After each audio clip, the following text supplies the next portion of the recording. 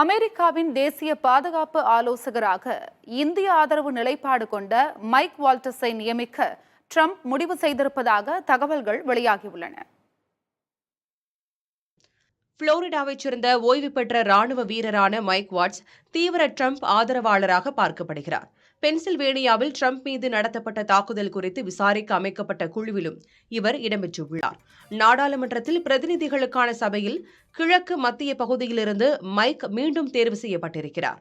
ஆசிய பசிபிக் பகுதியில் சீனாவின் நடவடிக்கைகளை தொடர்ந்து விமர்சித்து வருபவர் மைக் வாட்ஸ் சீனாவுக்கு எதிரான நடவடிக்கைகளை கடுமையாக்க வேண்டும் என்றும் தெரிவித்து வருகிறார். அதே சமயம் இவர் தலைமையிலான குழு அமைந்த பிறகுதான் அமெரிக்கா இந்தியா இடையிலான பாதுகாப்பு தொடர்பான உறவில் சுமூகமான பல முடிவுகள் எடுக்கப்பட்டுள்ளன.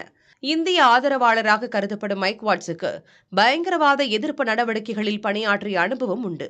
இவர் தேசிய பாதுகாப்பு ஆலோசகராக நியமிக்கப்படும் பட்சத்தில் இந்தியா அமெரிக்கா இடையிலான உறவில் நல்ல முன்னேற்றங்கள் ஏற்படும் என்று கருதப்படுகிறது.